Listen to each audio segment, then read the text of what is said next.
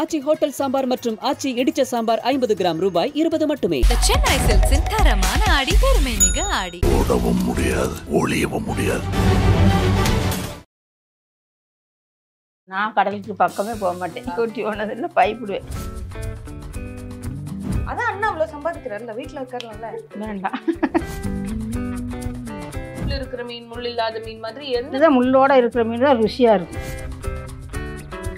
ஐஸுக்குள்ள இல்லாமல் வச்சு குழம்பு வச்சு சாப்பிட்டோம்னா மீன் நல்லா இருக்கும். ஐஸ் மீன்னா அது நொறுங்கிடும்.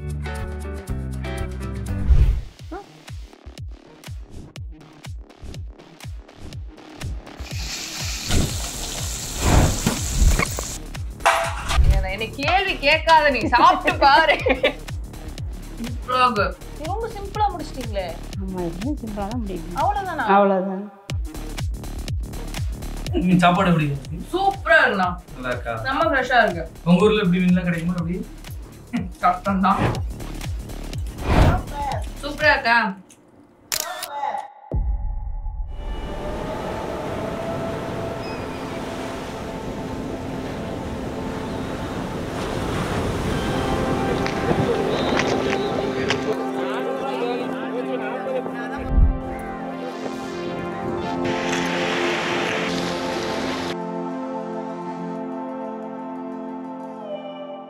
மரகத அம்மா வந்து இன்னைக்கு மீன் குழம்பு வைக்கிறாங்க.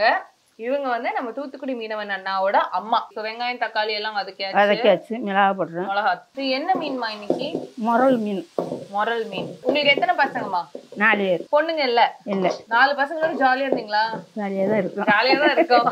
அம்மா அப்பா வந்து மீன் பிடிக்க போவாங்க அப்படின்னு சொன்னாங்க. அண்ணா சின்ன வயசுலயே வந்து அண்ணாவையும் கூட்டிட்டு போவாங்க அப்படின்னு சொல்லிட்டு. ஆமா. நீங்க வந்து வரும்போது உங்களுக்கு ஏதாவது பயம் இருக்குமா, இத்தனை நாள் கடலுக்குள்ள போறாங்கன்ட்டு? பயம் இல்ல.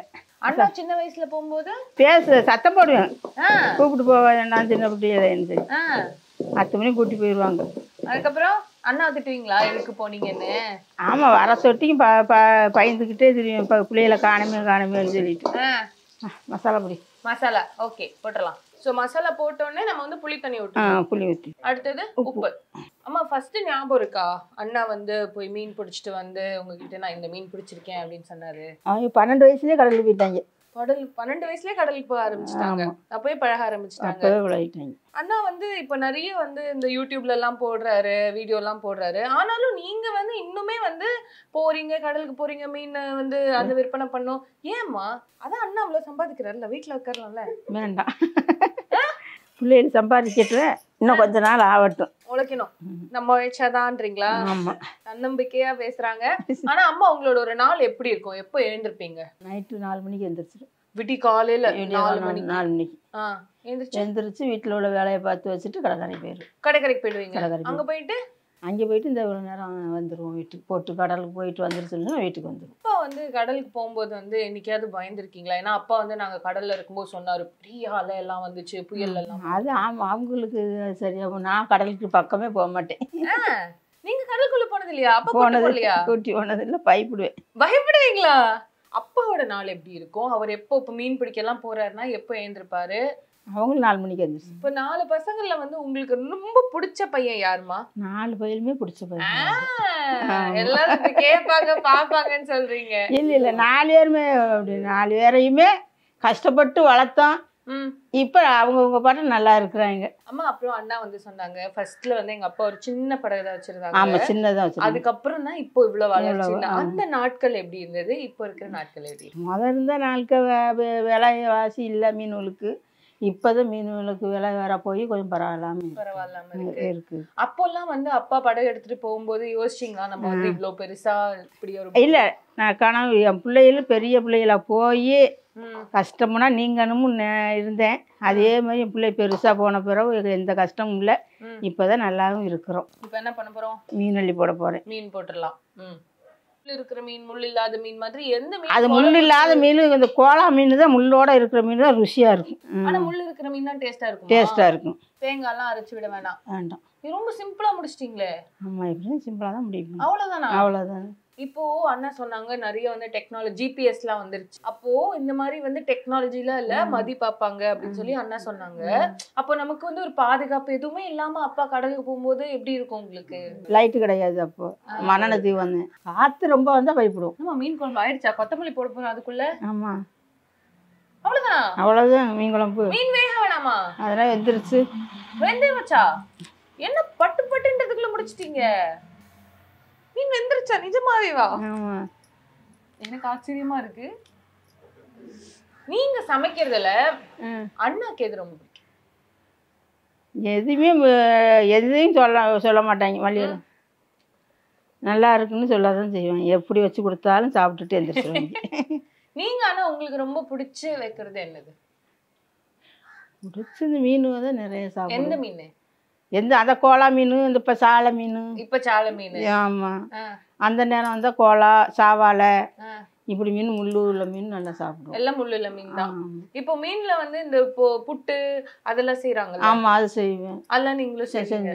அண்ணா சொன்னாங்க நாங்க கடலுக்குள்ள நடுக்கடல்ல போய்லாம் வந்து செய்வோம். ஆமா, கடலுக்குள்ள போய் போட்டால் கூப்பிட்டு போய் செஞ்சிருக்கோம். நீங்க சொல்லி கொடுப்பீங்களா அண்ணாக்கு? சொல்லி கொடுத்தேன், செஞ்சான். ஆனா வீடியோ எல்லாம் பண்ணுவார் தெரியும்ல உங்களுக்கு. அந்த வீடியோல எல்லாம் பண்ணும்போது நீங்க வந்து வரணும்னு நினைப்பீங்களா? வரணும். ஆஹா, என்ன கேள்வி கேட்காத, நீ சாப்பிட்டு பாரு அப்படின்ட்டாங்க. சூடாக்குமா? ஆமா, நல்லா இருக்கு. ஆமா, இந்த மாதிரி மீன் குழம்புல நம்ம கரண்டி விட்டு இது பண்ணுவோம், மீன் உடஞ்சிரும் அப்படின்ற பயம்லாம் இல்லையா? குழம்பு நல்லா கொதிச்ச பிறகு மீன் போட்டோம்னு சொன்னா இப்படி முழுசா எடுக்கலாம். மீன் உடையாது. அதே மாதிரி மீன் ஃப்ரெஷ்ஷா இருந்தா குழம்பு எப்படி இருக்கும்? நல்லா இருக்கும். மீன் வந்து ஐஸுக்குள்ள இல்லாம வச்சு குழம்பு வச்சு சாப்பிட்டோம்னா மீன் நல்லா இருக்கும். ஐஸ் மீன்னா அது நொறுங்கிரும். ஓகே, குழம்பு ஆயிடுச்சு. 10 நிமிஷத்துல குழம்பு ரெடி. கொதிக்க இருக்கு. அப்படியே நம்ம ட்ரான்ஸ்ஃபர் பண்றாங்க. தேங்காய் வச்சா கொஞ்சம் ருசி நல்லா தெரியும். இது நல்லா இருக்கும் சாப்பிடுறதுக்கு. ஓகே. சோ இது பண்ணா கெட்டு போகாது? கெட்டே போகாது. இது பண்ணா கொஞ்ச நாளுக்கு இருக்கும். நாளை வரைக்கும் சுட வச்சு சாப்பிடலாம். நாளைக்கு சாப்பிட்டா நல்லா அது இதோட டேஸ்டா இருக்கும். மீன் குழம்புனா வச்சு ஒரு நாள் வச்சுதான் சாப்பிடணும். ஆமா, மீன் குழம்பு ஒரு நாளைக்கு வச்சு சாப்பிட்டோம்னு சொன்னா சூப்பரா இருக்கும். குழம்பு. எறா, பிரான், அது என்ன பண்ண போறீங்க? சுக்கா வைக்கணும். ஆஹா, அது இன்னைக்கு காலையில தான் அம்மா வந்து ஃப்ரெஷ்ஷா அதை வந்து வித்துட்டு இருந்தாங்க, கட் பண்ணி கொடுத்துட்டு இருந்தீங்கல்ல? ஆமா, காலையில தான் பண்ணிட்டு இருந்தோம். காலையில எறா சுக்கா, கடுகு, வெங்காயம், கருவேப்பிலை, மல்லி இலை எல்லாரும் கடைசியா போடுவாங்க, நீங்க முன்னாடியே போட்டீங்க. நல்லா வதங்கணும். இஞ்சி போடுறோம். அம்மா என்னதான் பேசினாலும் சாப்பாட்டுல கண்ணா இருக்கிறாங்க. கரெக்டா இப்ப இது போட்டுறணும்னு. இஞ்சி பூண்டு போட்டு அந்த பச்சை வாசனை எல்லாம் போகணும்னு சொல்லுவாங்களே, இந்தா போயிருச்சுல. அவ்வளவுதானா? அவ்வளவுதான். அதுக்கப்புறம் இப்ப யாரா போட்டுடலாம். ஓகே. இப்போ கடைசியா நம்ம மசாலா போடுறோம். இப்போ கடைசியா போட்டா மசாலா பிடிச்சிருமாமா? பிடிச்சிரும். ஓகே, கொஞ்சமா தண்ணி விடுறோம். இந்த தண்ணி வந்து எறா வேகிறதுக்காக. ஆமா. இப்போ இந்த மாதிரி வந்து இவ்ளோ பெரிய எறா வந்து எவ்வளவுமா இருக்கும்? இங்க 500 ரூபாய்க்கு எடுக்கும். 1 கிலோ 500 ரூபாய்.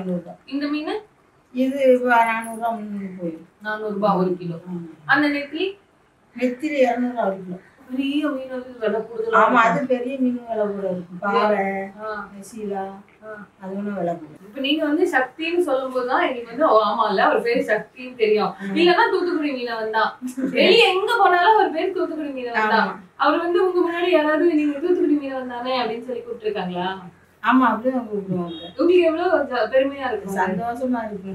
அவ்வளவுதான், அதோட முடிஞ்சிச்சு. யாரா சூப்பர். இதுக்கப்புறம் நாங்க வந்து நெத்திலி மட்டும் ஃப்ரை பண்ண போறோம்.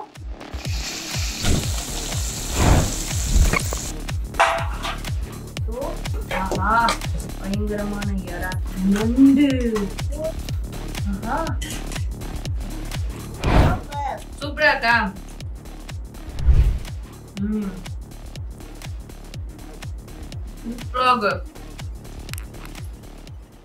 சாப்பாடு எப்படி இருக்கு? சூப்பரா இருக்குண்ணா. நல்லா இருக்கா? செம்ம ஃப்ரெஷ்ஷா இருக்கு. உங்க ஊர்ல எப்படி மீன்லாம் கிடைக்குமா? எப்படி கஷ்டம்தான். அம்மா வந்து ரொம்ப கஷ்டப்பட்டு எங்களெல்லாம் வளர்த்தாங்க. கஷ்டப்பட்டு ரொம்ப ரொம்ப கஷ்டப்பட்டு வளர்த்தாங்க. சின்ன பிள்ளையிலேருந்து அம்மா வந்து ஒரு 3 மணிக்கெலாம் எழுந்திரிச்சு போண்டா போட்டு காஃபி போட்டு சில டைம் சீசன் ஏற்ற மாதிரி இட்லி வடை இதெல்லாம் போடுவாங்க. அது போட்டதுக்கப்புறம் அந்த கடை வேலையெல்லாம் முடிச்சுட்டு என்ன பண்ணுவாங்கன்னா மறுபடியும் கடைக்காரில் வந்து கரவலை இழுத்து வச்சுருப்பாங்க. அந்த இதுலேருந்து மீனெல்லாம் பிறக்கிட்டு மீனை கொண்டு வந்து விற்றுட்டு அதுக்கப்புறம் மீனை வெட்டி கையில் கொடுத்துட்டு வீட்டுக்கெலாம் வர எங்கள் அம்மா வர்ற கரெக்டாக 10 மணி ஆகிடும். 10 மணி காலையில் வருவாங்க. 3 மணிக்கு எழுந்திரிச்சு இந்த வேலை ரொட்டீனாக இருக்கும். எங்கள் அம்மா ரெஸ்ட் எடுத்து நான் இது வரைக்கும் பார்த்ததே கிடையாது. வேலை அந்த வேலைலாம் முடிச்சுட்டு மீன் வெட்டி முடிச்சு கடைக்கறிக்கு வந்து வீட்டுக்கு வந்து வீட்டில் வந்து மறுபடியும் சோறு பொங்கி குழம்பு வச்சு இந்த வேலை ஓடிட்டு இருக்கும். எப்படினாலும் சாப்பிட்றதுக்கு நாங்கள் 12 மணி 1 மணிக்கு எங்கள் அம்மா செம்ம ஸ்பீடாக சமையல் பண்ணுவாங்க. நாங்க பார்த்தோமே 10 நிமிஷத்துல எல்லாமே செஞ்சு முடிச்சிட்டாங்க. அதான் 1 மணிக்கெல்லாம் வந்துருவாங்க. அந்த சாப்பாடு எல்லாம் ரெடியா இருக்கும். நாங்க பாட்டில் சோறு போட்டு நாங்களே திண்டு தட்டெல்லாம் நாங்களே கழுவி வச்சிருவோம். அதுக்கப்புறம் கொஞ்ச நேரம் எங்க அம்மா தூங்குவோம். மறுபடியும் சாயங்காலம் என்ன பண்ணுவாங்க, மறுபடியும் போண்டா போடுவாங்க. இல்லாட்டா முக்லின்னு சொல்லுவோம். போட்டு முக்லின்னா குழிப்பணியாகும். அந்த இது போடுவாங்க சாயங்காலம் ஈவினிங் டைமுக்கு. அதுக்கப்புறம் அந்த சீசனுக்கு ஏற்ற மாதிரி அதை போட்டுட்டு அதுக்கப்புறம் கொஞ்ச நேரம் சாப்பிட்டுட்டு மறுபடியும் கொஞ்ச நேரம் சாய்வாங்க. தூங்குற மாதிரி தூங்கிட்டு மறுபடியும் போண்டாவுக்கு மாவு பண்ணிடணும்.